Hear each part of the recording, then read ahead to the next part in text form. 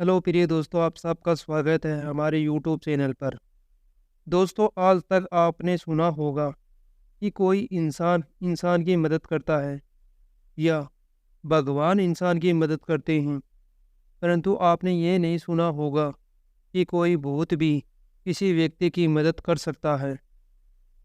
तो चलो दोस्तों, इस घटना की शुरुआत करते हैं और आप हमारे यूट्यूब चैनल को सब्सक्राइब करें और कहानी का आनंद और रहस्य जानें। तो दोस्तों, एक गांव में एक परिवार रहता था। परिवार में सब कुछ ठीक चल रहा था, परंतु कुछ समय बाद परिवार की परिस्थिति कुछ ठीक नहीं होती है। तब एक लड़का अपने घर से दूर जाकर पैसे कमाने का विचार करता है। इसलिए वह अपनी माँ से कुछ रोटियां पैक करके घर से निकलता है। तो लड़के की माँ कहती है कि बेटा, तू जिस शहर में जा रहा है वहाँ पर किसी को भी जानता नहीं है और ना ही तुम्हें किसी भी प्रकार का कार्य आता है। यह सुनकर लड़का बोला, माँ, तुम चिंता मत करो, ऊपर वाला भगवान मेरी मदद जरूर करेगा। फिर माँ बोलती है, ठीक है बेटा, मैं भी ऊपर वाले भगवान से दुआ करूँगी कि वो तेरी मदद जरूर करे। वो लड़का अपने घर से निकल जाता है। शाम होते होते लड़का एक गांव में पहुंचता है और रात्रि उसी गांव में रुकने का निर्णय लेता है। पर लड़के के सामने समस्या ये थी कि वो रात को किसके घर रुके। तभी ही लड़का अपने पास खड़े कुछ लड़कों से पूछता है कि मुझे इस गांव में रुकना है।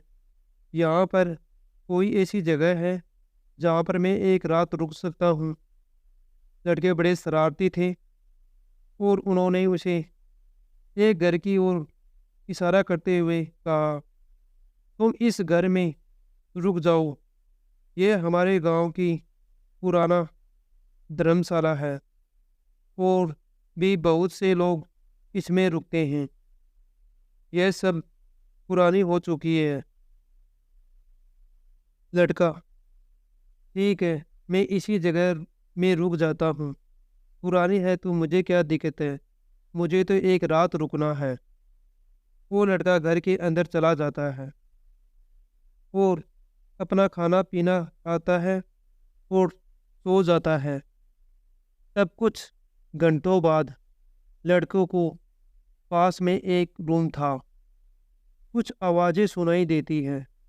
तब लड़का खड़ा होकर रूम की ओर जाता है और देखता है कि एक व्यक्ति किसी कार्य में व्यस्त था।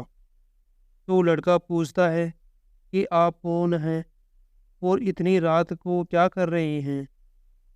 तब वह व्यक्ति बोलता है कि बेटा, मैं एक वैद्य हूँ और दवाइयाँ बनाता हूँ। और तुम कौन हो? तब लड़का बोलता है कि मैं दूसरे गांव से आया हूँ और मैं कल सुबह शहर में जाऊंगा और कोई काम करने के लिए। तब वह व्यक्ति बोलता है कि बेटा, तुम्हें क्या काम आता है?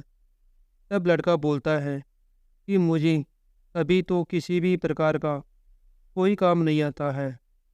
तब वह व्यक्ति बोलता है, चलो बेटा, चिंता मत करो, मैं तुम्हें दवाइयाँ बनाना सिखाता हूँ।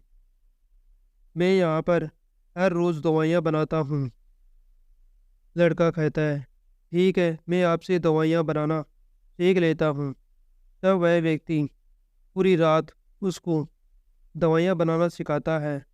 जब सुबह होने वाली होती है तब वह व्यक्ति लड़के से कहता है, जाओ बेटा, अब तुम थोड़ा आराम कर लो, सुबह तुम्हें जल्दी जाना है शहर के लिए। तब लड़का थोड़ा देर आराम करता है और जो ही लड़के की आँख खुलती है तो लड़का देखता है कि बुजुर्ग नहीं थे। शायद लड़का सोचता है कि बुजुर्ग चले गए होंगे। वो लड़का अपना सामान उठाता है और बाहर की ओर निकलता है। तभी रास्ते पर देखता है कि वो लड़के वहीं खड़े थे जो उसे रात्रि को मिले थे। जो ही वो उन लड़कों के पास जाता है तो लड़के देखकर हैरान होते हैं कि ये क्या, ये लड़का तो इसी हवेली से आ रहा है, लगता है इसने पूरी रात इसी में बिताई होगी। चलो आने दे इसको, पूछते हैं इससे। तब लड़का उनके पास जाकर खड़ा होता है और कहता है, धन्यवाद भाइयों आपका, आपने मुझे अच्छी जगह बताई। यह बात सुनकर लड़के हैरान रहते हैं। अच्छी जगह? ये क्या है कि ये अच्छी जगह है? ये तो गांव की बहुत ही भूतिया जगह है और ये लड़का हमें कह रहा है कि अच्छी जगह है। बोले भाई कैसी? ये तो हमारे गांव की बहुत ही पुरानी भूतिया हवेली के नाम से प्रसिद्ध है। इसमें रात्रि के समय कोई नहीं रुकता। रात्रि के समय की तो बात छोड़ो, कोई इसकी ओर दिन में भी जाना नहीं चाहता। और तुम तो इसमें रात बिताई हो, क्या सच में तुम पूरी रात इसी हवेली में थे? लड़का कहता है, हाँ भाइयों, मैं पूरी रात इसी हवेली में था। तब लड़के कहते हैं, क्या तुम्हें डर नहीं लगा रात्रि को? अकेले को तुम अकेले रहे हो इसमें? लड़का बोला, नहीं, मैं अकेला नहीं था, इसमें एक बुजुर्ग व्यक्ति भी थे मेरे साथ। वो भी शायद किसी दूसरे गांव से आए होंगे, परंतु वो तो कुछ दवाइयाँ बना रहे थे। लड़के देखते हैं कि इस हवेली में कोई जाता ही नहीं, पूरे गांव में प्रसिद्ध है ये भूतिया हवेली से। कौन बुजुर्ग आ सकता है इसमें, और वो भी दवाइयाँ बनाने के लिए? लड़के कहते हैं कि तुम्हारा मन का बहन था, वो एक भूत था इस हवेली में रहने वाला, परंतु पता नहीं तुम पर इतनी कृपा क्यों कर दी, तुम जीवित ही इस हवेली से बाहर आ गई, जबकि भूत तो किसी को छोड़ते ही नहीं है। तब लड़का घबराता है और कहता है, परंतु उनमें तो मुझे किसी भी प्रकार का ऐसा कोई गुण दिखाई नहीं दिया था, जैसे कि वो कोई आत्मा हो, और उन्होंने तो मेरी मदद भी की है। मुझे किसी भी प्रकार का कार्य नहीं आता था जिससे मैं पैसे कमा सकता हूँ, परंतु उन्होंने तो मुझे रात्रि को दवाइयाँ बनाना सिखाई है और कहा है कि बहुत सी बीमारियों का तुम इलाज कर सकते हो। तो मैंने उनसे पूरी रात सीखी है। लड़कों को उसकी बात पर भरोसा होता है कि शायद देखते हैं। चलो भाई, जिन बीमारियों की तुम्हें दवा बनाई है, तुम किसी एक बीमारी की दवा तुम्हारे उस ज्ञान से बनाओ, और हम देखते हैं किसी रोगी को देखकर क्या वो ठीक हो जाता है। तब लड़का अपने सीखी गई विधि से एक दवा बनाता है और पास के किसी बीमार व्यक्ति को देता है, और देखता है कि वह व्यक्ति धीरे धीरे स्वस्थ होता है। तो लड़के को पूरा विश्वास हो गया कि जो भी दवाइयाँ मैंने बनाना सीखी है वो सब सच्ची हैं, उन सब से बीमारियाँ दूर होंगी। और गांव के लड़कों को भी विश्वास हो गया कि उस भूत ने इस लड़के को बहुत ही अच्छा ज्ञान दिया है। तब गांव के लोग उससे निवेदन करते हैं कि तुम इसी गांव में रहो और जितनी प्रकार की बीमारियों की दवाइयाँ तुम्हें बनाना आती हैं वो बनाकर सब तुम लोगों का कल्याण करो। शायद उस भूत की यही इच्छा रही होगी कि तुम इस गांव के लोगों की बीमारियां दूर करो।